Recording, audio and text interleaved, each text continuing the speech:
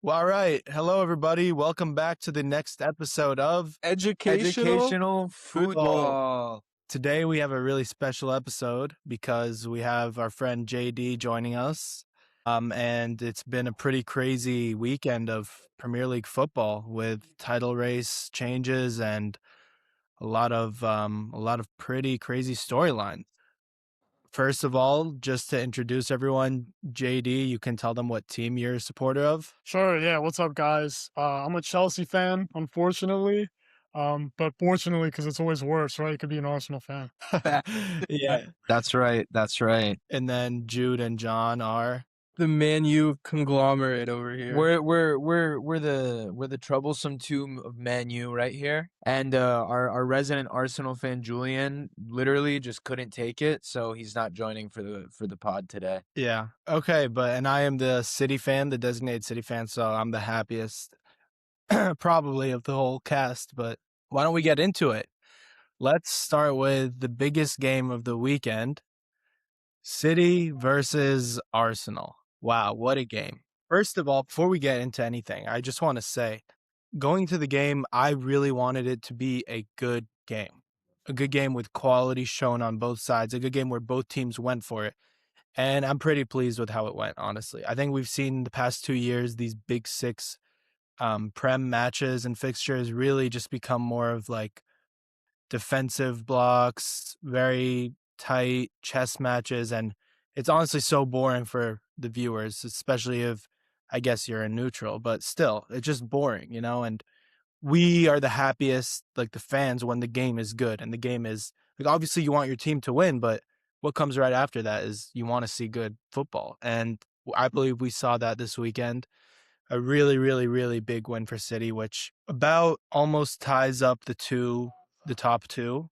City are 3 points off it, but with a game in hand. So where do we start with this? You guys have anything to say to start with this? Jude, you want to? Dude, I think the first thing, I totally agree with you. I was surprised at how enjoyable the game was. I think especially by how forward playing Arsenal were. I think they really brought it to City, kind of as best they could. And the first thought I had after the game ended, before even thinking about the title, was just where has this Arsenal been when they needed it this past 3 weeks? Yeah, I mean, I honestly didn't know what to expect because the whole world thought, okay, surely they don't go into this game how they've been going into the past few games in 2026, I guess, even a lot of these games. And then Arteta in the press conference was like, I'm on fire. He's like, we won. And honestly, you have to applaud them for going to the Etihad, which, people say there's no proper fan base there, but that place is jumping, especially on a Prem weekend like this. So they went and they really they gave it their all, I believe. And I mean, it wasn't enough, or what happened? I mean, what do you guys have to say about this? Look, what I gotta say is, I want to, before going into an analysis of why the game turned out the way that it did, I think I want to touch on something I mentioned last week, which is that if you look at the quality of play from Cherky and from Nico Riley, you really have to admire the life that they're breathing into this game. We've been talking about how the Prem has been, honestly pretty boring to watch this season. Games haven't been that exciting. It's been really dominated by set pieces. There hasn't been as much dynamism or excitement or action to it. But I think, and I don't think it's controversial to say that a player like Cherky is really, breathing new life into the game, is bringing it back to that thing that excites us, that we get up early in the morning to watch. And I do really think that it was that side of City that brought out that side of Arsenal. I think that if it hadn't been that kind of player that they had to face down at this level, at this moment in the league, with everything on the line, essentially, I don't think that you would have seen Arsenal play the way they did. I think that they've been playing it, really safe most of the time. And I honestly do, you have to applaud and appreciate. And honestly, as much as I don't want to give it to Arteta, you have to give it to him insofar as he recognized that the playing it safe with the set pieces was no longer working, was no longer actually securing them the points that that it had been earlier in the season. He pivoted, and he pivoted in a way that was, I think, responding to the new dynamism coming out of City, and I think it just made for a great game. Yeah. As for why it just went the way it did, I think it was in some ways a close game, but really I do think that it comes down to the fact that City just has a stronger squad than Arsenal, especially when you consider that I believe Saka was out for this game.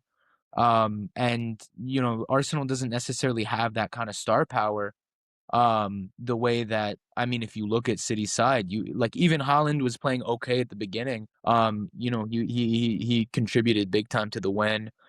You have, like I said, Cherky. You have all of these other players that I think have just really dominated. And frankly, Arsenal just didn't have the squad to take them on in the way that they needed to in this moment. Yeah.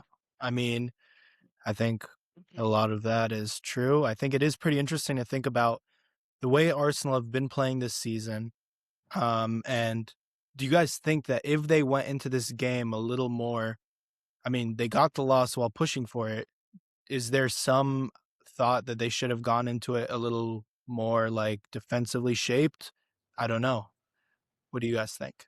Well, if I may, honestly, I think the thing with Arsenal is at the end of the day, since obviously I'm not an Arsenal fan, you got to give it to them because whether Arteta as a manager lines them up more defensively, he's going to get criticism, right? Because people are going to say he's too scared, right? He's only going to play from set pieces. He only wants to counterattack.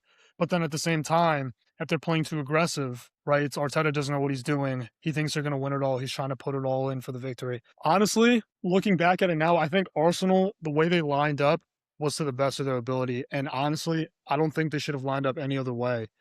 Um, and going back to what you said, John, I mean, Cherokee, like what a baller that dude is, right? I mean, coming from the France league, the French league, right?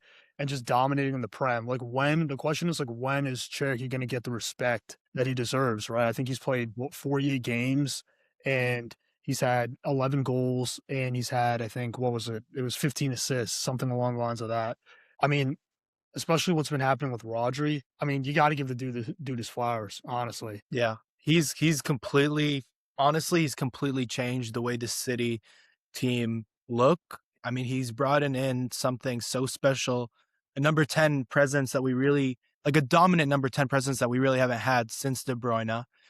I was reading like somewhere about this like City hierarchy of number 10s. You start with David Silva, then KDB, and now Cherokee's kind of like emerging as this talent that's almost healing football. I keep seeing all around like people are finally this is really like rubbing off on people the way he's playing. And I do think like he kind of has this like swagger about him, this way of playing. And it is like almost um it's like contagious to the rest of the team. You see the rest of the team kind of like, let's do all this stuff. And like, I think that's demonstrated through the way O'Reilly has been such a big cog in this team, the way Doku's been running at it, Haaland.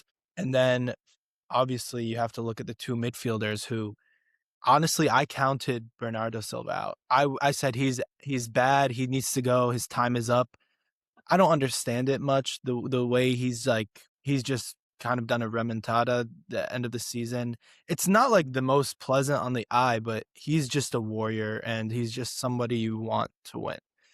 But that's kind of something about City. I guess we can get more into the actual like in-depthness of this game. So it started off kind of back and forth. Arsenal attacked, City attacked, and then the first goal came from Cherokee. Any thoughts on that, or are we done waxing lyrical about him? I Dude, think I we've think waxed enough. Never mind. Never mind. Jude wants to no, wax. about him, yeah. But I was gonna say before even the play-by-play, I think Bernardo Silva for sure surprised. I mean, I don't think you were wrong in counting him out. I think most people did, but like these past couple weeks and these big games, he has turned up. And I also think Rodri was pretty tremendous. Dude, he was like it looked kind of like old Rodri again. Like he gave Rice a clinic. Him and Bernardo were just like they ran the midfield the whole game. And Arsenal had a Yeah. little bit of success like kind of winning the ball further up the pitch. And in the beginning, they were putting the pressure on and they did kind of look like the stronger team. But Cherokee's goal kind of just ended their momentum, basically. I felt that after that went in, it was really like mostly just Man City trying to find a way through the Arsenal defense. And I think another guy that you have to talk about this game is Jeremy Doku, who was phenomenal. Yeah. And people are saying, like, it is kind of rubbish that he has 7 goals in, like, 3 seasons. That is Then I something think that some people are low-key overdoing it when they're like, oh, like if you even mention that you don't know ball, like I think it is a factor, but he does provide a lot of positive action, no, so you can see the value. And his final ball is something you hope like will just come with experience. and there's not many Prem wingers like him who are that direct and, like, that chance creating, I think. Yeah. What do you all think about the Arsenal side? Like thinking about Eze and Madueke, for example. Hold on, before Arsenal, Ah, sorry. we can't leave without talking about Nico O'Reilly. Yeah. No, you're right. You're right. Talk about it. He's not just a left back, guys. He is absolutely, like, He's the key to Richie's heart. he's such a pivotal aspect of this team. The way he dribbles the ball up the field, it's unbelievable. The way he shifts inside and is like, he always finds himself in the box, almost on the last line, either scoring or assisting. And it's just like on the eye, yes, he's very technically gifted, but he's not a player you would expect to like always end up in these chances and end up influencing the game in such a direct way. But he, like, time after time he does. And it's kind of like he almost has, this might be going a little bit too far, but he almost has like that inevitability that we said Jude Bellingham had back in the day. And, certain players like that. Maybe not to that extent. Say no, Alright. seriously. I mean, yeah, no, but he has been great lately, and he does know how to like pop up in the box at the right moments. Which, like, I mean, he was just a joy really to watch. The way he was getting out of some of these tight spaces, like, I think for sure man of the match probably between him and Bernardo. They just made that difference for Man City. Yeah. Moving on to Arsenal. I think JD mentioned, like, this is the best Arsenal can set up, and I think he's absolutely right. I mean, some people were like, yeah, put Gyökeres up top. I don't know. Allow that, man. That's It doesn't even matter, dude. Havertz versus, like, it does not even matter. Yeah. But, like, I guess, like, I do think this game was almost like a big part of it was the left and right backs, and Nunez has had a great season. Is he a better right back than Mosquera? Probably. I mean, Mosquera plays center back. Is O'Reilly a better left back than Hincapi? I think so. So that's definitely something, like, Arsenal prided themselves on their defense. But when you go to war with Mosquera at right back and Hincapi at left back, I mean, that's not, they have injuries. So that's definitely something to mention, honestly. Yeah, I think the injuries play a big part, but I think the biggest part to play in Arsenal's downfall in this game, JD, if you kind of want to like speak on this, is like their midfield or like their lack of midfield, especially in this game. Like, I thought it was abhorrent, dude. Right. And it goes with what Richie says in terms of injuries, right? Like, it's just inconsistency. And I think in order to be an established top 1 or 2 team, or a team that isn't going to get clowned on for being second place, you can't lack or have missing pieces in the puzzle of your team. Like, you have to be solid all season, all year round. And specifically in the midfield, where you just can't afford to let the ball run through. It's just, Arteta has to ask his players, and it's tough given the injuries that they've dealt with, but how bad do you really want to win it? Because you can't lack anywhere in the pitch, but certainly not in the midfield. And exactly what you said, Jude, it's just inconsistent. Like, Rice, phenomenal player, right? I would pick Rice, honestly, as a Chelsea fan, over Caicedo at the moment. But Wow. right All right, now, it's not that wow, dude. no, trust me. I look, I want to battle with that question, but I really would. And don't get me wrong, I love Moy, but Declan Rice, the way he plays, if you see Hincapié moving in, right, from a left back, if he plays in, Rice or Calafiori, when they move in, Rice automatically knows to drop back in that left back, full back position automatically. And that is just, it's just incredible. But listen, I will say they're inconsistent, and you just can't have that against a team like City. They will just absolutely batter you. And I don't know what Arteta needs to say as a manager, especially with his injuries, like I said now, but they have to do something about it, because it's inevitable you're going to lose if your midfield is just inconsistent.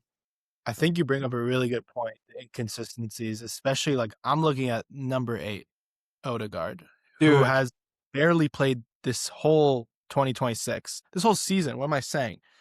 And Eze as well. Eze had a great game, I think. I think he was really the creative player for Arsenal. And like we saw with that one pop shot he had hit the post, he put people in a couple times. He barely got the ball taken off of him. Honestly, he amazed me this game. But he hasn't played like that this season at all. He's had some good games, but like a lot of them have been pretty forgetful.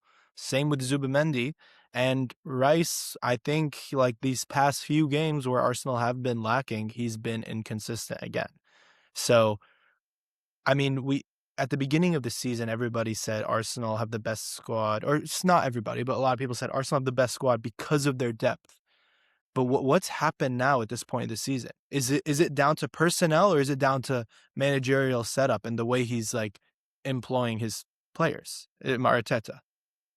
I I mean, think I some think of you it's. kind of Oh, dude, you go, you go. I think you look a little bit at both because like he did set up this squad with his players and his personnel, but I just wanted to say, like, really quick. I mean, Zubimendi has been really bad recently. I think, like, you know, that's first of all an indictment on Arteta, you can say, but like, it's just bad for the team, right? He was supposed to come in and kind of like control the midfield or whatever. He hasn't really done that. Rice this game like was just shown levels, but for me, like, what's almost the most disappointing is Odegaard in this game. First of all, I'm amazed that Eze was the guy that was subbed off. Yeah, that's crazy. But the fact that Odegaard had, I mean, he didn't even have a horrid game, but I felt he had zero impact. And he's Yeah. supposed to be kind of like their creator, the kind of like almost a spark to their attack. And you can say he hasn't really been that recently, but it is his job. And I think it's like, it's messed up for, as a captain, for you to be that much of a non-factor in basically like a title deciding game. Do you I mean, think on the managerial like element of that, do you think that if Arteta had set up Arsenal to play with this style like starting 3 weeks ago, that they would have come into this game with maybe a little more confidence about this approach and that could have given them an edge that they didn't have? I don't know. I think they were playing almost like at the beginning of the season, they were playing well. They were playing more like something that kind of looked closer to like this. It's gone away in certain games. It came back in certain games, but the past couple weeks, I do think they hit like a very, very big rough patch, which just left them playing. I don't know. No, not really. It's hard to analyze how bad it was. They always had to come into this game the way they did, I think. I know I asked that earlier, but there was really no way you're going to get a result by playing so defensive and pragmatic. You had to go at it, especially considering the form City were on, especially considering City beat Arsenal in the Carabao Cup final. No, I think John's low-key right though. Like maybe not even this game, but like this whole situation where where it all rests on this game, like it could have been avoided. Like, dude, they scored 0 goals against Sporting at home. Like they scored 1 away, 1 v Bournemouth. One win in 6, which is pretty crazy. But It's hold on, it's not like a switch you can flip. You can be like, okay, you guys have to play attacking No, good. that's what I'm saying though. If they had started playing this way a couple of weeks ago, would they have come into this match with more confidence and familiarity with it? Like, because this yeah, is the I think first match that they played this way in so long, it was still those like, it's like stretching old muscles. I don't know. I mean, I do think it's kind of like hindsight bias to say like you guys should have just been playing the right way the whole time. Like they had to figure out what was the right way. Like I you don't have think to it's hindsight bias though, because people have been saying that like all they do is sit back. Like they've been kind of crying out for this, for like Arteta to at least try this. You know what I mean? I agree. I agree. No, but like I do think Dude, pull up the Richie files. Like just look up Arsenal play style, and like you'd Bro, be amazed at what this guy pull up said. the you're Richie right. And text. I've been Pull up saying the that. I've been saying Richie, that. the, No. the Richie I like don't know. You guys polemics are right. against Actually, Arsenal. I'm gonna step back. You guys are right about that. I think. I JD, think what do you Yeah, think I of want to hear Havertz? JD's I want to hear from angle on this. from a Chelsea guy, on a former Chelsea guy, dude. What are your thoughts on Havertz and Madueke specifically? Oh gosh, oh, man. Listen, Havertz. It was really bittersweet, man. Because listen, you could say from a Chelsea's perspective, the UCL, right? I mean, that's everyone's big claim. It's like Havertz showed up for that one UCL game, but looking at his attitude against us and how he played against us and almost acting as if he was never part of the squad, you can't love that as a Chelsea fan. But you have to realize that he did put in work when he was with us, I guess, or when he was on Chelsea. But honestly, it's a love-hate relationship with Madueke. Never was a big fan of him, to be honest with you, and that's honestly said. He's got a lot of potential. Don't get me wrong, but I think his attitude really comes in the way of his playing ability, especially on Chelsea. The first thing that comes to my mind is when they were arguing, him, Nico Jackson, and Cole Palmer were arguing about who's taking the penalty kick. I mean, Madueke is a great player. I think he can be very direct, but at the same time, his attitude gets in the way of his playing style. Again, he has a lot of potential. But what I was going to say was, if you guys want to look ahead, the next 5 games in terms of the league itself, I mean, both of these teams, from my understanding, end their seasons playing Crystal Palace. But in my opinion, looking at what I have written down here, so Arsenal's next 5 games, we have Newcastle at home, Fulham away, West Ham United away, Burnley home, and Crystal Palace away. And then for Man City, their next 5 games are Burnley away, Everton away, Brentford at home. I think that's not Burnley, Bournemouth away, sorry, and then Crystal Palace at home. What are you guys' take? Like, who do you think has a better shot at this based off those 5 games? Honestly, I think Arsenal have the easier schedule. A lot of their games are at home, if that's even to their advantage at this point. But I don't know. It's unprecedented territory. I don't know how City, I want to judge it based on form over the past couple games, but I mean, 5 or 6 games, that's a lot, and we've seen City blunder a lot this season over that. I don't know if this City team is the finished product yet. I can see a sneaky Everton away. I know we're playing them. I mean, Njai can cook up a storm there. Arsenal, kind of the same thing, I think. I really couldn't tell you what's going to happen. I will tell you, though, Man City play Burnley on Wednesday away, and we will beat them, and we will go to first place most likely, as long as we score more than 1 goal, I think. You added that. You added that at the end. But maybe, I don't even know how it works. I think then it goes to total goals, which I think we're beating Arsenal in. But I think that will actually mean a lot. If we go first place after Wednesday, that'll really give the players a good, motivation. We're here. All we have to do, it's in our hands now, So Yeah, I think the biggest thing, more than even looking at the fixtures on paper, is kind of the mentality that they take going into it, and what we've seen in the past.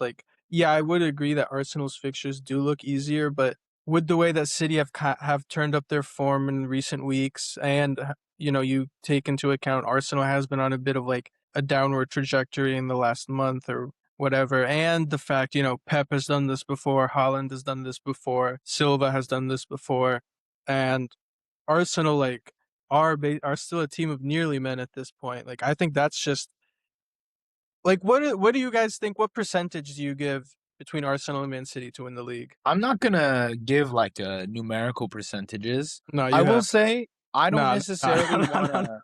Here we I go. think that Y'all are so fucking evil. I told you 9. Dude, No. it was 9 the whole time. Why would you say Julian, give a percentage number for Arsenal winning the league right now. Dude, it was 9 the Julian, do it.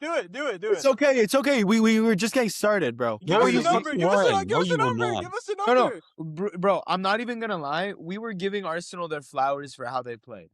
Dude, I'm why? dead I don't understand serious. why you guys would start without me. We said 9 the whole time. Julian, give us No, a no, number. that's on us. On God, that's on us. We wanted the 50. We wanted the 50 guest pod. JD, ask him to honestly. give us a number, dude. He'll listen to the guest. Yeah, he will. That's crazy. He's no like- way he's you're gonna like a listen to polite Chelsea guy. fan, bro. Okay, but hold on, Julian. Nice to meet I'll you, just JB. I'll summarize No, everything. No, Julian, please don't leave. Okay, No, I'm he's here, staying. bro. All right, Julian, I'll Alright. summarize everything, kind of the main points, and then you can kind of give a No, reaction. before though, I want to hear you just joined, fresh off the press. How in it are What- Arsenal still? What press? I would say, I honestly, in all honesty, 55-45 City, I would say. I say 50. Or even 50-50 City. Yeah, 50-50. Ooh. Yeah, you guys. I we have to can't agree just with say. you. Yeah, we Yeah. can't say City or some runaway the best.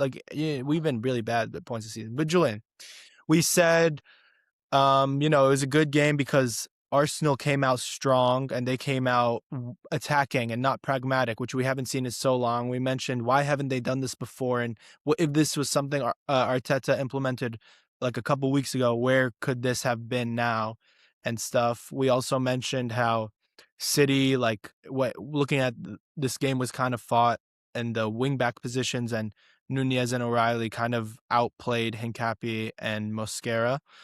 Then we talked about inconsistencies in the midfield for Arsenal. Like Rice, although he did well and he's a great player, he got outclassed by Rodri and Silva. Odegaard inconsistent, Zubamendi inconsistent, as they played well, but he's been inconsistent over the season. And We just spent about, like 10 minutes glazing Cherokee, I'm not gonna lie. and then yeah, we spent a lot of time glazing Cherokee. But thoughts on that? I guess any overall impressions of the game? Anything you want to include? Where do I begin? Okay, first thing that I've been thinking about is the squad. I think City 100% have a better squad than Arsenal. Even if we have like more chemistry, I think the fullbacks are a good one. I know Mascara and Kepe obviously aren't our starting fullbacks, but like Mascara was like outclassed by Doku. And Kepe, I think some people like him. I don't really care for him. I feel like he's just like ineffective versus like O'Reilly, who's like one of the best players in the league.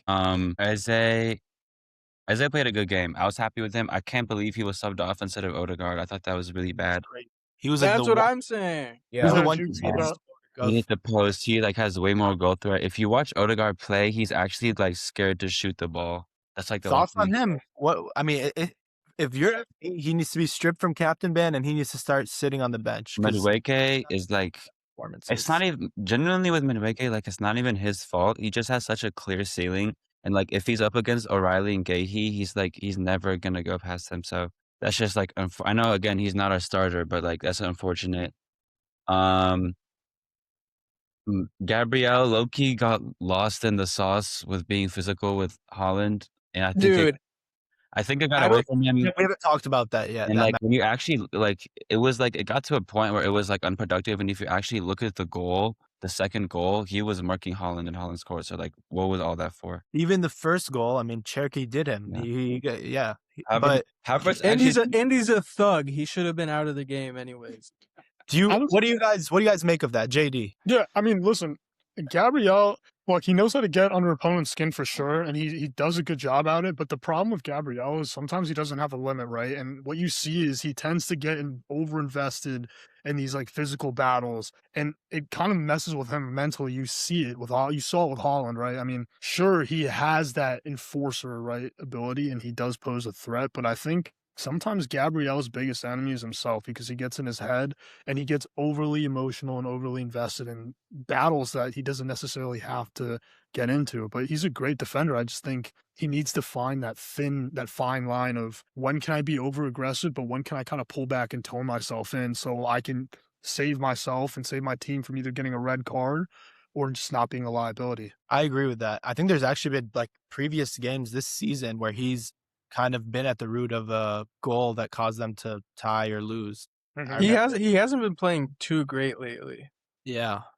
But that was a great battle between him and Holland. I But- think like, yeah, go ahead, Julian. no, but like my main point is like, I just feel like again, Havertz, I think Havertz like played a good game actually, but he had two chances. The one where he was through on goal and then the header. So I think like, I think it's at a point now where it's like, I'm not mad that Madueke didn't beat O'Reilly because like he's not that good. I think it's at a point where like we had good efforts. I thought every player like had a good performance, but I think like the class ultimately showed like as good as we played, our only goal came from like a fluke, basically. You know what I mean? Eze was your player who was able to bring that moment Yeah. of brilliance, and he got subbed off. I mean, when he hit the post, I was like, wow, this is bad. They're gonna get going, and didn't happen. And I think No, keep going. yeah, no, again, I just think it's like the performance was there, but the player quality isn't there. And that's like starting to catch up to us. And when I'm thinking about like the next season, I definitely think we need to go back into the market, even though I know we had a big window.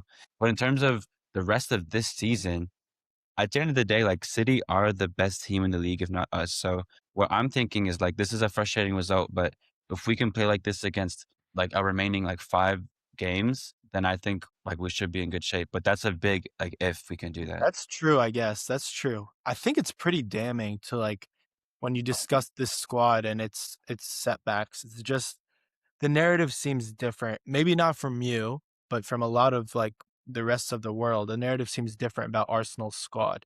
I do remember at the beginning of the season, like everyone was saying how great this squad is because of its depth and all this. And it's just to me, I mean, your depth in center and defense is like kind of your fallback today. Your depth up top is your fallback today. It's just kind of like it's damning just to think about like how the narrative has changed from wow, this team is the best. Look how many players we have to we can't compete with City because our front line is bad. You know? I That's mean, just to be fair though, like you look at why like why they're playing bad, or like the players that are playing poorly. Like you would say Eze, you would say Zubamendi, you would say Gyökeres. Like those were their big summer signings. So I think when a lot of people were saying that, it was like looking forward to the season. Like okay. Gyökeres had 50 goals, so like people, I think we're right to have expectations, but they just No, didn't. that's They didn't true. meet those expectations. I think Yeah. one thing that Julian said was like this was a good Havertz game, but that's like the best that he can play. Like dead ass, he's right. Like this is the extent of his abilities. And I think all of this kind of comes back as a major indictment on Super Mick, dude. You want to know something? Gyökeres was subbed in for 14 minutes. He didn't touch the ball. I Dude, know. he didn't do anything, dude. He Absolutely got insane. straight zeros. It's insane. Guys, can I just say on a personal note, I hate Gyökeres' celebration more than anything in life. The It's hands over kind the of mouth. tough. Like if Nah. it was cool, It'd be it's tough. the That's same. like It's when you tough said as the Xerxes. Hoyland thing, dude. That's like when you said Hoyland the was tough. No, No. it'd be No, tough that if was it wasn't bad. Gyökeres. That was That's bad. the thing. I Yo, think if he but was here's my good. question. Yeah. I have two questions, kind of forward looking. Firstly, do you think that this is the style of play that we can expect from Arsenal for the rest of the season? Or do you think that they're going to go back to playing it a little more defensively, a little more safe? Secondly, if I'm not, because I agree that I'm not counting Arsenal out, but if they end up coming out in second in the league, what do you think the future of Arteta is at this club? Okay. Firstly, John, you talk a lot about style a lot. It's not even like it's when I think about this game, like I think it's just like the attitude from the players. I don't think Arteta did anything too like massively different in terms I of hear that. tactics. I You know what I absolutely mean? I think the moment got to the I players don't hear that. where they were just looking forward more. It's not like we played a radically different style. I think it's just an attitude that the players have. So I think 100%. it works and it's better. So yeah, for the rest of our games, again, we have an easier schedule than City. We don't even leave London. Like our one away game is like Palace or West Ham or something. But yeah, we should definitely like we pretty much need to like keep the style like the way we played against Bournemouth. We can't do again. In my opinion, I think if we don't win the league this season, Arteta should get sacked. People are talking about Cesc Fabregas as a replacement. That would be cool. I feel like obviously Arteta deserves so much credit. I think just low-key out of principle, you can't get second 4 years in a row. Also, just thinking about like phases of like, there are coaches who can win you a trophy, and then there are coaches who can get you to that point where then you can go and win a trophy. He might just be the guy who got us to this level, but not the one to actually win the trophies. In my opinion, I think a lot of Arsenal fans would agree. If we don't win the league, I don't think he necessarily like needs to be sacked. But if he were to be sacked, I wouldn't mind. I agree with everything you said about Arteta and I think we talked about last episode a lot about mentality and how that's where a lot of Arsenal's shortcomings were coming from. And earlier John and Jude were telling me like, why haven't Arsenal been playing like this whole time? And I was like kind of mentioning it's not like a switch you flip. Like mentality is not something you can just like it comes and goes sometimes, I think.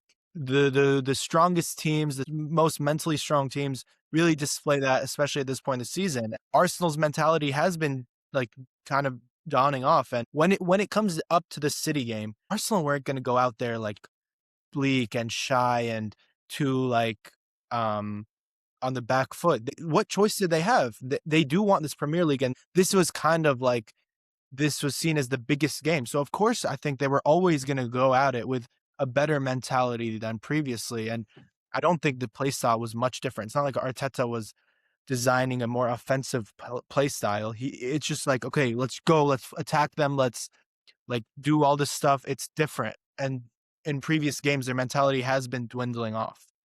I don't necessarily disagree with that. I don't think that it's like strictly a style versus mentality dynamic. I mean, I do feel like you can't credit the entire thing strictly to mentality. I do think that some of it has to do with some kind of like forward thinking about strategy, but I think the degree of intensity which comes through more with that playing forward style also does require the mentality that you're talking about. That's fair. Yeah. One thing, guys, I really like. Just follow me here. Look at the two lineups, right? City have like a much better lineup. You know, I agree. and I like No, I no, agree. yeah, we all agree on that. I don't know, just Actually, thinking no, about you it, know what? just like Let me thinking say about like the beginning of the season when we felt like the much better team. I feel like I'm thinking like, how do we get here? I feel like Pep for so long was complicating it, and he just like figured, and then he just like let them play. You know what I mean? Like they Can I say arguably should have been competing like more sooner. I 100% agree. And everyone talks about how this is Arsenal's league to lose, but Yeah. Pep, like I can look back at every tie and loss City had, and I can tell you like most of them we should have won this game, or this was crazy, or this didn't happen right. And like it is on City as well. But also, Julian, you have to like you look at Rodri and Silva, and you should people like this season, based on this season, based on Rodri coming back from injury, Rice, Odegaard, and Zubimendi should low key that's comparable to a washed Silva, a Yeah, washed but Rodri, and it, we didn't lose the game in the midfield like that, though. Bro, oh my god, you did, dude. Nah, You guys nah. didn't even have a midfield.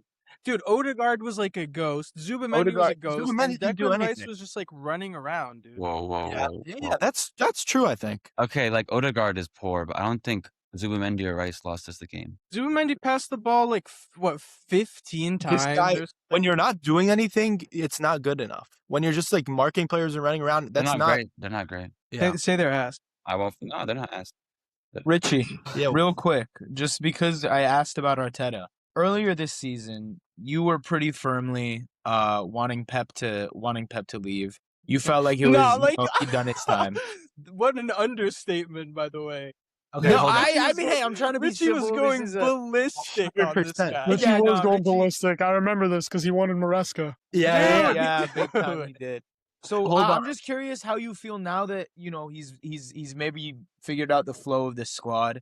Do you think that he should stay on another year? Do you think that it's time to let him leave with his flowers? What do you think? It's so difficult because I know I said that at the beginning of the season, and No, ultimately, you said Nah, that like you up until like a beginning. month ago. Hold on. Last Okay. week. I know, and ultimately, I think I'm gonna stick with that just because. Even now, like yes, we're playing way better football, but I don't think this team is at its potential yet. And with a guy like Cherokee, Doku on the left, Semenyo on the right, very direct people, Haaland up top, and Donnarumma in the back. I do think Pep is almost like these aren't necessarily players you're going to get the best tactically tiki-taka football out of. These are kind of like full-on match winners, people who take like risks, run at their defenders, things like this. Donnarumma is like notoriously known for not being the best with his feet, but being a good shot stopper, which kind of promotes the counterattack, fast, lightning football style, which I don't think Pep has ever made a staple of his career. And it's almost like the way City are winning now. It's not like it's great when Cherokee has the ball. It's gorgeous. Otherwise, it is coming from like kind of makeshift like attacks and counterattacks and stuff. Even though it is looking really good, it's not like the most liquid football you've ever seen in your life. And I do think Pep, this system, this style of play, it's not Pep's strong suit. I don't think he's at a point in his career where he's ready to do this whole makeshift and change his style completely. I think it does need a new manager. I think if he wins the Premier League, amazing. You already won the Carabao Cup, win the FA Cup, go out like that as a legend, as the greatest manager of all time, arguably. The only thing is, it's not up to me or the fans or the board or anything. Pep is very embedded within this team, and ultimately, like they're gonna let him stay as long as he wants to stay. I genuinely think if he ends up staying, a big part of that is because of number 10 on the screen. I'm so serious, by the way. I think like I know he's had like some issues with Cherokee, but Eze? no, Cherokee. Nah, man, come on. He's gonna look at at this He's point. actually gonna trade. He's actually gonna trade. Like it's pretty obvious this guy's talent is next level. It's that of a Hazard, that of a Salah, that of a David Silva, KDB, that of a Messi. Hazard, what? Yo, you Hazard, oh my Richie, gosh, Richie, bro. can you get That's a on your knees Messi and say goal, that though. That's again? a Messi type, Hazard type goal. Like this guy is ridiculous. I knew you were going off the rails. No, with like that one. I was like you Absolutely, bro. Come on, Messi? This guy's Messi. talent. Not Messi. Salah Was is the- not the player. you Nah, wanna Richie. compare him I'm to, sorry, dude. Richie. You become like yo, JD. I don't know if you see this in Richie. He becomes like a zealot sometimes. Like if Man City wins, it's actually like he actually thinks that you could shoot one of their players in the head and the bullet would bounce right off. No, I never said. When did I mention that? I never glazed anybody but Cherokee. But Cherokee is the truth. He is the truth. He's the Yeah. truth. Yeah. He's the best 10 in the world. He's the GOAT, honestly. In the He will world, in the win a world. Ballon d'Or in his lifetime. It's so obvious, dude. This guy's like he is a prophecy almost. You could feel it. God damn. Yeah, This dude, is he's the clip, great. by the way. This is the clip, by the way. We of already did a Richie, strict like clip. We're not doing becoming another. a We're not zealot. doing another one. We're not doing another one. Okay, but that's what I have to say. What do you guys think about JD? Thoughts on Pep? I would love a Maresca, by the way. I would absolutely love a Maresca. Yeah, I mean, dude, I feel like it's a situation kind of like almost like Atletico Madrid with Simeone, right? Like they're gonna let him do whatever he wants in terms of if he wants to leave, they'll give him the nice ceremony and wish him well, and that's it. But I think those two managers kind of dictate their position, right? So I don't know, man. I think personally, I do feel like City could benefit from someone like Maresca, considering the fact that Maresca was under Pep too. So it realistically, like you said, like in terms of Donnarumma and being comfortable with the ball, like that's going to be a huge part, and that's going to raise some questions if Maresca were to come in, because as I know from Chelsea, Maresca needs and really prioritizes a goalkeeper that can play on the ball, right? Because that's kind of Maresca's style. So realistically, would I see City change too much if Maresca came in? Not too much. The players are definitely capable of adjusting their style.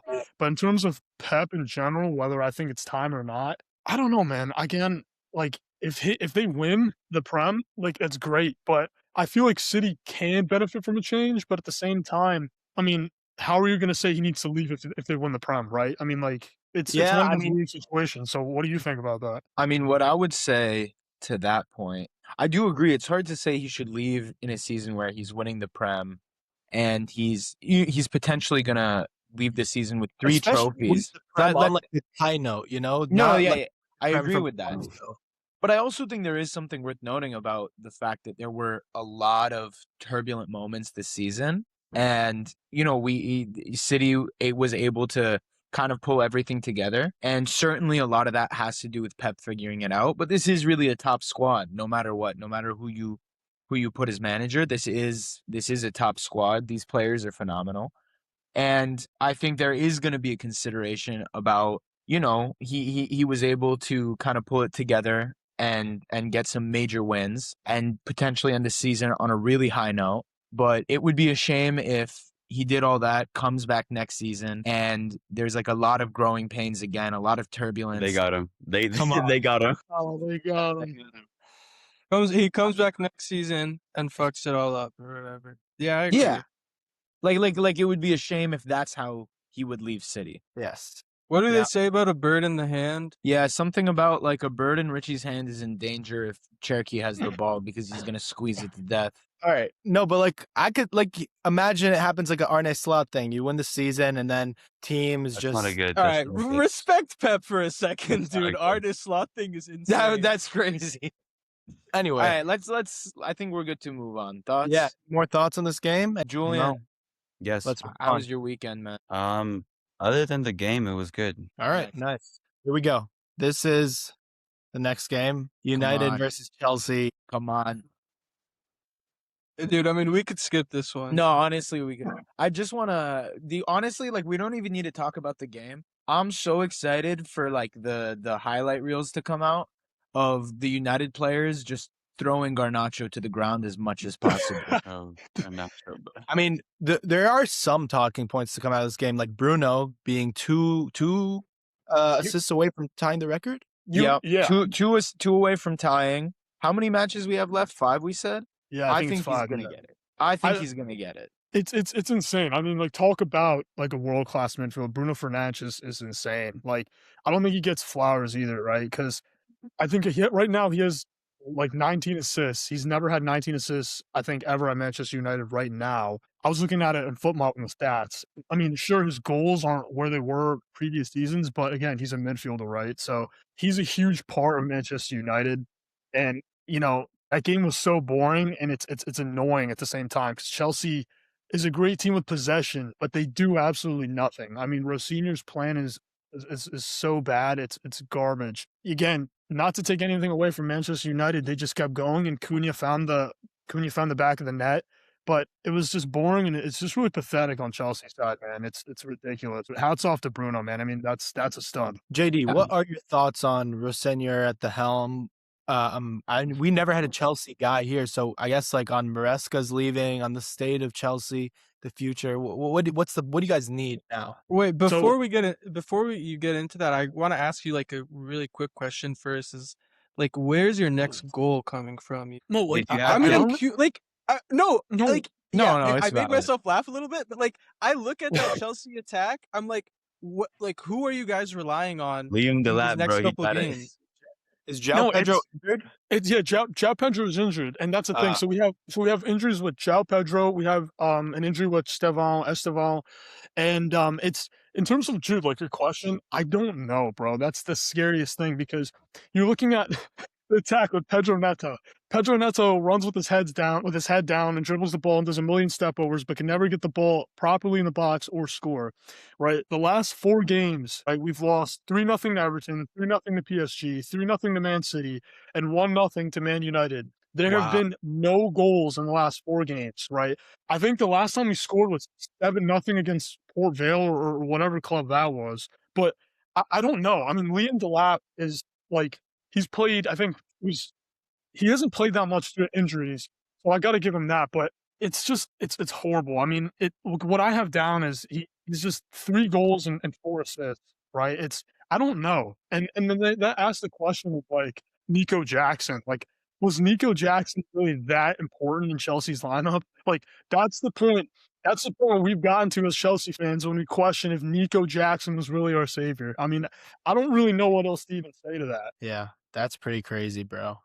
And honestly, Richie, to answer your questions in terms of what we need right now, we need a new board. Like, we just need a new board because it doesn't matter. And this is what you said earlier when you referenced, okay, we need Didier Deschamps. Like, no, we don't. We don't even need Pep because nothing's going to work out. And I'll tell you why that like my stance is crazy on that. Because with our ownership of Blueco, it doesn't matter if we hire Xavi or Luis Enrique or anyone because the managers are going to want to have more say in the transfers. The managers are want to be more disciplining the youth players. And with Blueco, they're looking at things as a come and go stance in terms of business. I mean, look at Brighton. You have teams like Brighton that are always going to be mid-tier level clubs because they're feeder clubs, right? They Yeah. get these prospects from other countries.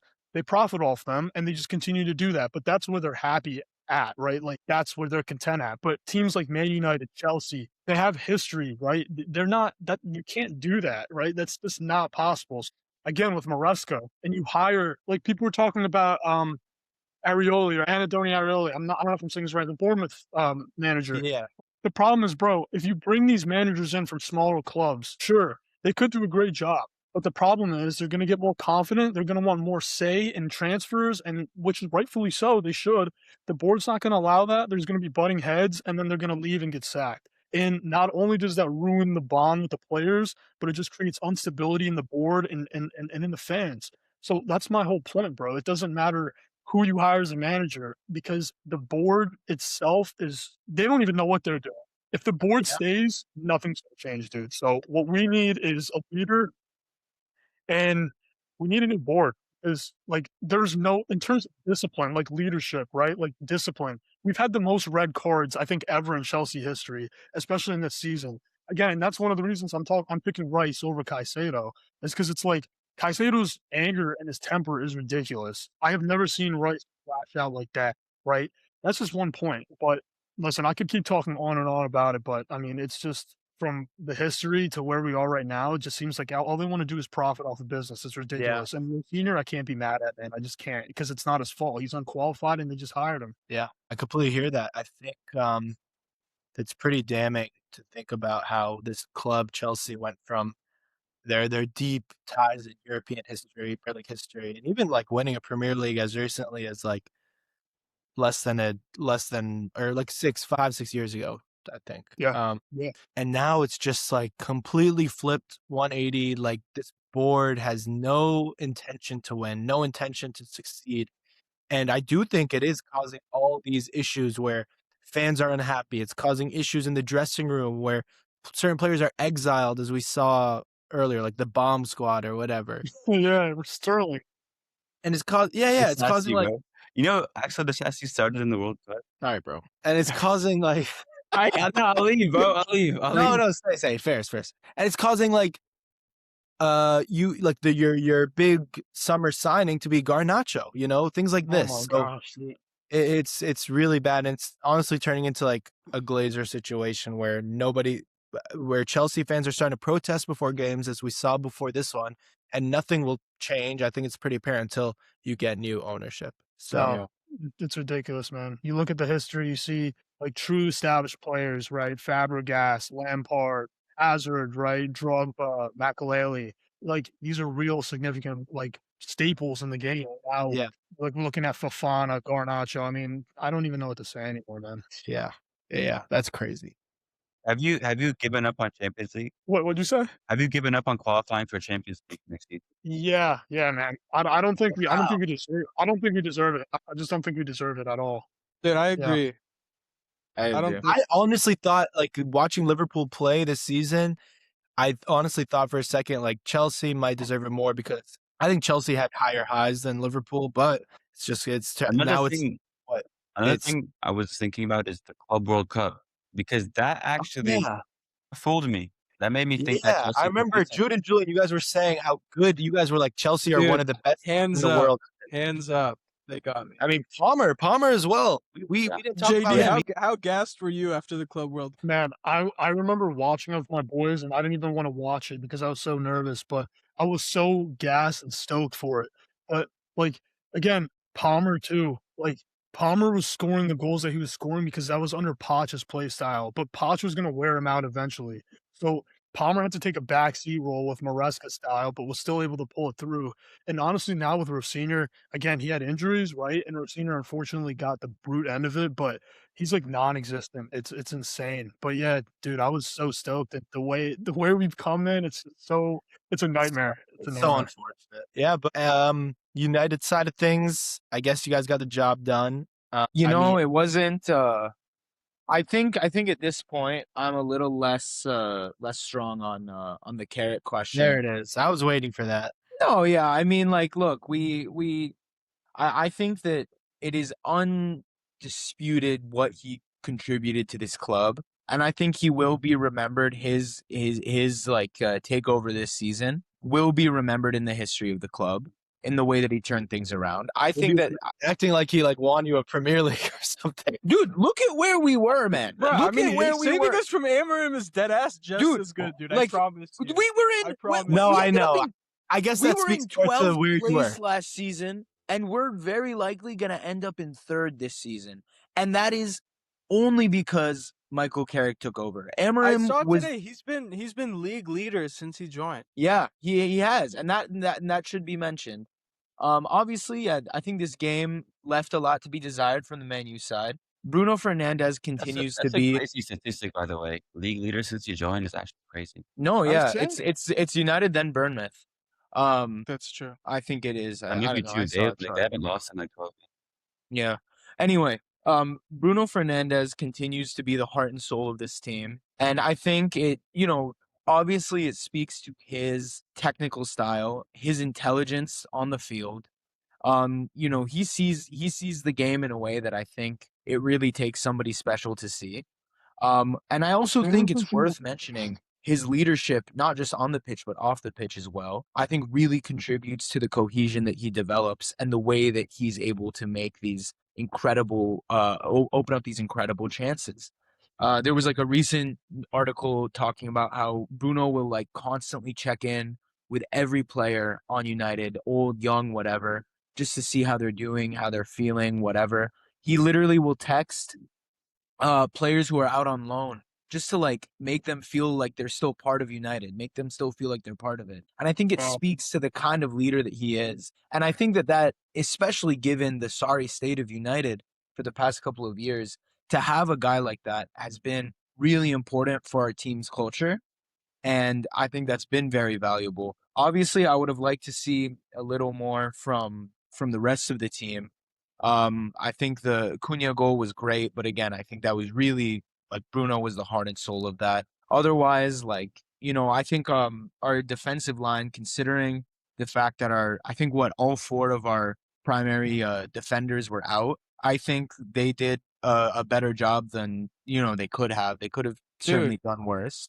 I give Aiden Heaven man of the match. So after I was done watching, I was like, honestly I was blown away. Bro, And you he's watched somebody I that mean, I wasn't expecting watched that much Elias from video him. when he said that. That's not even true, by the way. Because do you remember when we were watching, when we went to watch Man U versus Arsenal and he got injured, dude? That was like This is depressing. last Because season. Yeah, I was yeah, there. I'm bringing it up. I'm saying for the viewers, guys. They're not. There's no one's Uh, watching. Dude, there's 50 people in your class that are gonna watch because they're You on know the what? You know pod. what my one friend was saying? We should go live. Nah, What? we should I go think we'd live. be It's playing after with the fire. I facility. think we'd be playing with fire, man. I'm not gonna Hon- lie. honestly, running on. honestly, I think man of the match was Garnacho because of the way he was playing. It still seemed like he was No, it still seemed like he was in a United jersey, man. dude, he genuinely contributed. He did more for United this game than he ever did as a No, United literally, player. literally. Yeah, but I guess that's what happened in that game. Moving on, we have I think Kobe. Wait, no, Dude. I want to hear. Dude, I could low key glaze like a little bit more. Aiden Heaven, Yeah. I was saying like I think even since he came in, especially being as cheap as he was, like I have been impressed basically since he came in, and he has had made some mistakes, but he's like 18, and I think the other day he was a great deputy during the game. Like I'm a big fan of him. I think Kobe Mainu in the midfield was also he played great. He kind of I mean I agree. nobody else in Man United was standing out too much, but I thought he kind of bossed the midfield. definitely. And then you look at the attack, and that's where I'm kind of left a little bit lacking. I think Cunha, he has kind of turned me into a fan recently. I think he has upped his play. But you look at Ahmad, who I am a pretty big fan of, but this season he hasn't been bringing it. You look at Mbuemo, who Where has was Embuemo bagging. been, man? I'm saying Honestly. we were fine with it because he was bagging, but these last couple of weeks, like performances have been lacking, and he dropped Yeah. off in production, so it's like a little bit tough. At the same time, I'm celebrating every Bruno assist like a goal, basically. No, And, literally. I also think on the point about Bruno not getting as many goals as he used to, it is just fundamentally part of the setup of the squad right now, of the lineup. I agree. That's true. I want to I'm ask. dude, I'm ready for next season to start. I'm getting really changed. excited I to wanna see what ask you United to- does in a full Amarimless season. I want to ask you too, who like your dream signings for midfield are, like dream realistic signing. Dream realistic signing. 'Cause everyone's talking about how you guys need like to sign a couple of midfielders at least. So who would you like, I Dude, I honestly would have love, not like- thought about it at I all. would love an Odegaard. bro? All right, man. Elliot Anderson is the one that everybody is saying. He would be a great addition to really any team out there. If we do manage to get him, that would be awesome. But I think that kind of you have to look at who else to get. And honestly, past that, dude, I'm honestly not really sure. I'm kind of looking around the world. It's like who's a bona fide great player that you could like take out of their team. I'm not too certain. I would say honestly, like you guys may call me crazy, but Trincao from Sporting, I think Trincao could be really good on Fuck Man U. no. I'm done with the What? Portuguese league, dude. Really? Fuck the You know what? Portuguese league, dude. No. Yo, I- Bruno I- Fernandes is listen, from man. Portugal. Bruno Fernandes is from the Portuguese league. He's from Sporting. Yeah, so are That's what we- Amarim and Gyökeres. Okay, listen, I wouldn't. Trincao is All right, good, all right? right. That's a Trincau's at 1/3 Gates chance. That's a International. one. He's good. All right, that's actually like kind of like that's a good gamble. You know, you get 1/3 chance, the best signing on earth. 1/3 chance, the most evil person in human history. All right, bro. 1/3 chance, Gyökeres. No, dude. Okay, that Trincao is a good player with a young, like he's a young good player, and I do think a lot of people are saying Camavinga is a good. Oh, dude, Uh, I would love for him to join United. I'm not. Would I'm you not. though, bro? Like Madrid and United on like this season, like Madrid and United have almost been like comparable, other than our Emrim's beginning. Madrid are going trophyless. They are. I think finishing second in La Liga is easier than finishing third in the Premier League. Yeah, but I also don't think that's like a straight indictment on Camavinga's skills. I mean, the guy barely plays, right? And But when he's he always does he's play, always shifted around. Like he's a quality player. I just think there's not really that much room for him at I Madrid. agree. I don't know, dude. I Dude, don't. there's more than enough room for him to come to United and like play a Yo, big part in the. Dude, yo, he'd be replacing like Ugarte, bro. Like what? John turned off his screen and Jude looks awful, right? Yeah, it's okay. Yeah, Jude's yeah. camera is really bad. It always fixes it. It's okay. But I went to Wow, the bathroom, you guys. Jude looks awful is crazy. no, the quality. No, it gets better. It always does this. But yeah, I mean, I would take Camavinga, of course, over Ugarte. But I don't know. Yeah, what about like Adam Morton, someone like that? I mean, they're ready. They're Premier League Dude, proven. I'd fuck with that. I mean, I just think, there needs to be signings made. Yeah, I'm not like good like signings that have meaning and that are adventurous and like willing and stuff. You and can't. also looking towards the future as well. Like Yeah, we need young talent. you kind I of don't get know. out of this tumultuous Amarim period. You don't have to go so young that it's like another You don't need risk. that young talent right now. But you don't want to go get like how we did an Ibra or like how we did a Cavani or absolutely something. Like you not. do want something you can build off of. And that's But what you guys seem to be doing with Sesko over Ollie Watkins type of thing. yeah, I think I think it's really clear how much that's paid off in dividends, and I want to see more decision making of that style. Yeah. Yeah. Well, I think that's all on this game, honestly. Moving on. We have Spurs, Oh, what do we think of versus Tottenham? Oh my gosh. Brighton. Look at Kinsley's forehead. We don't even know who they play. yeah, It's Spurs Brighton, versus Brighton. Yeah, it was Brighton. It was Brighton. Finished I mean, 2-2. talk about Xavi Simmons taking off his shirt at scoring in the seventh. Dude, it's weird, right? He's acting weird. So weird, man. Yeah, even like his reaction when they lost was like funny. He actually he had a tantrum. Yeah, Yeah, of he course. was crying. He flopped, and I don't think people talk. That's another thing with the state of how Spurs is all bad they are all together. People aren't talking about because I guarantee you this: if he was on Man United or City or Chelsea, headlines would be going insane about how bad Xavi Simmons is and how much of a flop he is. It's insane. Yeah, that's true. That makes me think of words. We'll get into him next slide. This is pretty crazy. It seemed like the Spurs were doing well. They were playing a good game. The fans were behind them. It was pretty good atmosphere, and then it just does. It seems like their fate is kind of sealed. Honestly, that's the kind of the vibe I got from this game. With that last minute goal, are you crazy? Like, literally 97th minute or something. It doesn't get more heartbreaking than that. Danso is the reason for that goal, kind of pretty bad showing from him over there, but I don't know. I mean, it just it's really like it's gone from wait, can this actually happen? Is actually happening to they're in the bottom three to Sorry, even- 1 second. 1 second. There's like wind blowing into Dude, okay, so Rich, you might have a fan on or something, dude. I haven't heard a word Richie has said for like 4 minutes. really. No, Rich, I can Sounds hear you. so But I think bad. Bro. I thought it was Yeah, gonna be like yeah. me or something. I think it is you, Jude. Yeah, it's gone now. It's actually gone It's now. Jude. It's Jude. It's Jude. No, it's not. It's Richie. No. It's Richie. No, it's Richie. It's Richie. It's Richie. Yeah, it's my- gone. I just muted myself. I'm back now. Is it back? It was you. Is there something on your? Are you moving your computer or something? Do you have a fan on or something? Yeah, it's the fan. Yeah, he There's looked up. no- It's the fan. There's no It's the fan. No, it's like, He looked up. it's like when he starts talking, like it's weird. I think How about- it's like you're blowing so much hot air out of your mouth that it's affecting the mic. Okay, how about now? Wish he reset his. No, it's worse. I hear it too, though. I hear it too. Dude, you need to get your shit together, man. This is No, bad. I hear it too. Julian, All right, I'm gonna mute everybody. See, this is why we can't be live, guys. It's you, bro. It's gone now. It's Julian. It's 100% gone, right? I just muted him. Wait, Everyone talk. yeah. Whoa, It's okay, Julian. wait. It's Julian.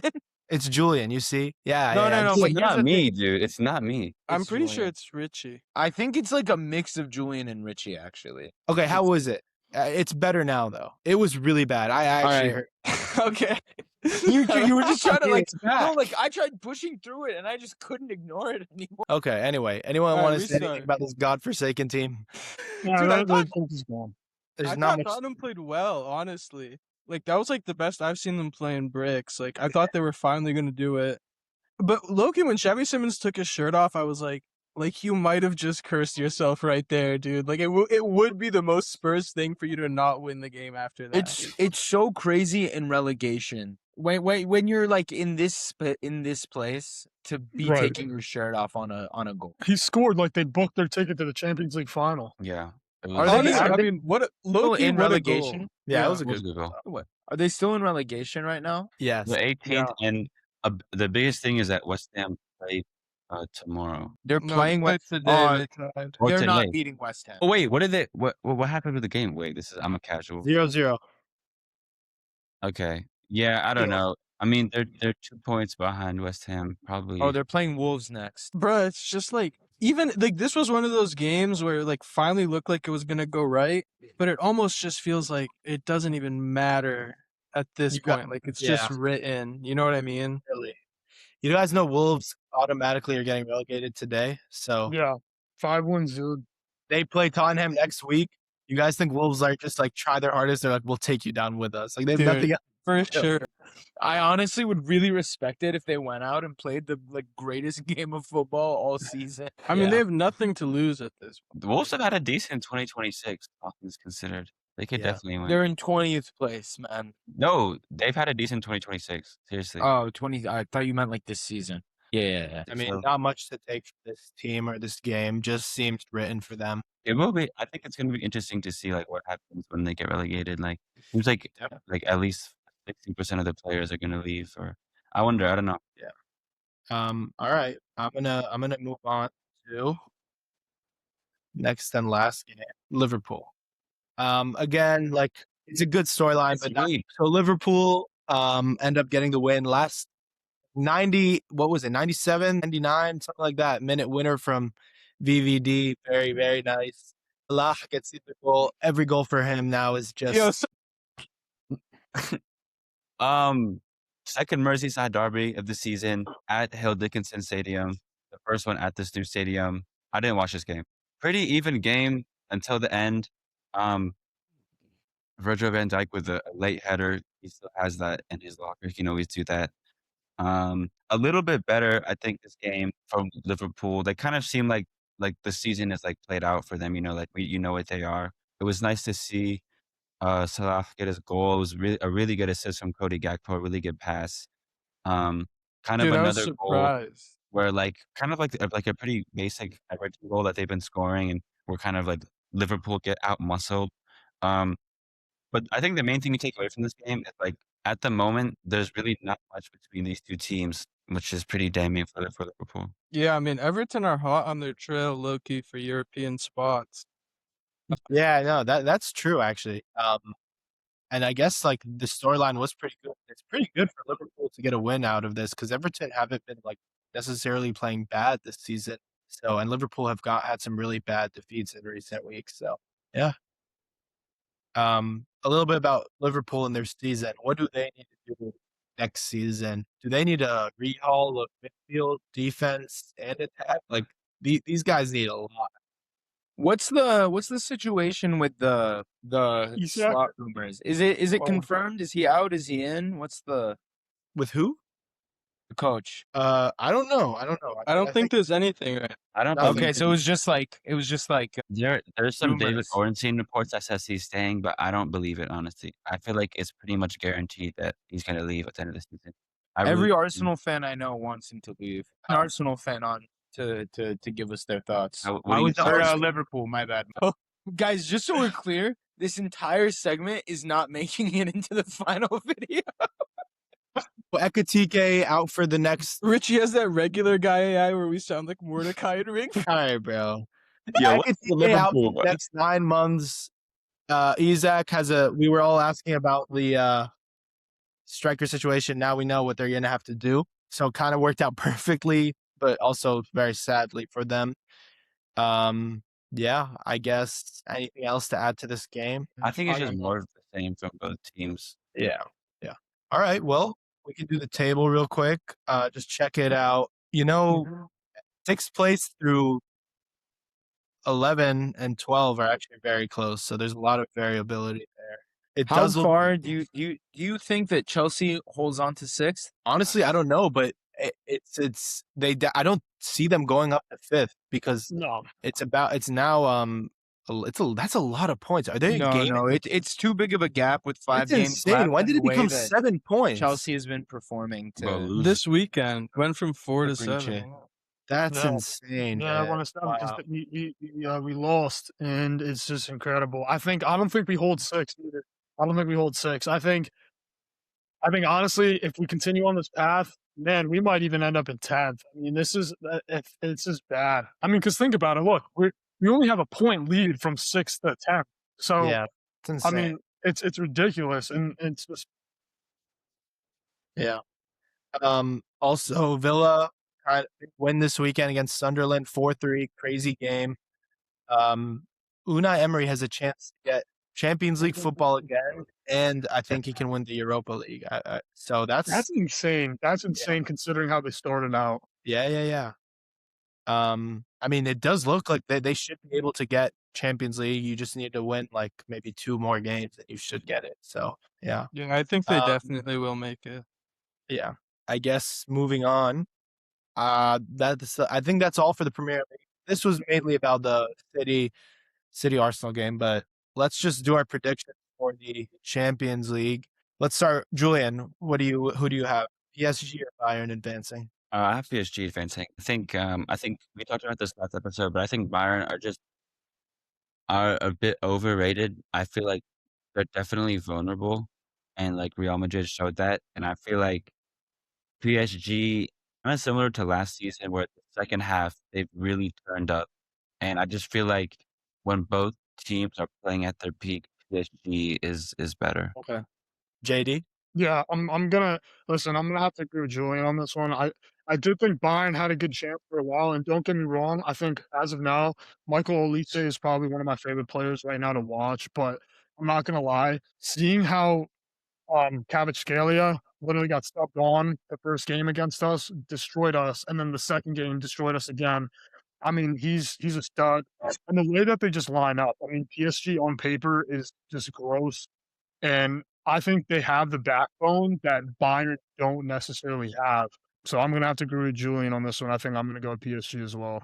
I kind of agree. I do want to say PSG, but I don't know. I feel like exactly what Julian said. I was kind of gonna say the same. Like you see how a kind of disjointed Madrid attack was still able to get at Bayern, and pose a threat. So when you do look at their front line, like you do think that they're gonna get good chances.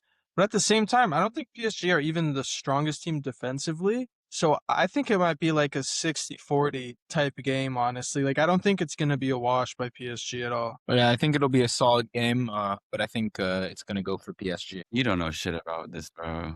You don't know shit. Guys, the Thunder actually like did something to my brain. All right, Oh, bro. you Rocked don't out know so ball. What the hard. fuck?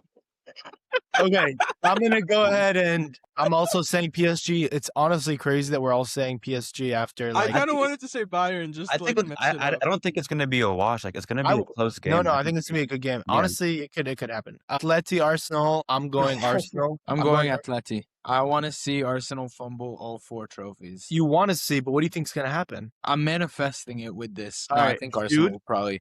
I see. Like you say, oh, Arsenal will probably get it, but like Jude? Dude, it's tough. And both teams are not in good form right now at all. So I think it's tough to call. My heart is saying Atleti. My brain is saying, listen to my heart. You like that? We're not tipping that, by the way. It's not. Dude, we're not. JD, That's JD thoughts? yeah. I really, really don't, and I just don't want Arsenal in there, man. But I think realistically, the the way Simeone plays for me is just I don't like it at all, man. Yeah. They have some studs, but realistically, I think Julian Alvarez is definitely a threat, right? And Ademola Lookman is really a threat as well. But I don't know, man. I think Arsenal may just buy themselves a ticket to the finals. I think, and if they do win, I think I see it's going to be another sporting situation, honestly. But it's going to be by a threat, if anything, man. I agree. Yeah. Julian. Yeah, I agree. Think I don't know. Honestly, like I do think it's gonna be really close, but I feel like again, like if both teams are playing at their best, we should win. I feel like Atleti are like pretty vulnerable. Just like there's, you know what I mean? There's been like many games this season where they've conceded like a lot of goals. Yeah. I think it's gonna be close. Yeah, guys, but that's all it from us. We'll be back hopefully next weekend for another Prem Roundup. Thank you to JD for joining. We'll bring you back, definitely. Thanks for having me Let's on, give a guys. hand for JD, everyone. Appreciate it, guys. It's not Thank easy. you. It's not easy to go toe to toe against the rage of Julian, especially on a All day. right. What did I do? And that's all from us, guys. We'll see you next episode. This has been Educational Educational Well, football. thank you guys. Bye-bye. See ya.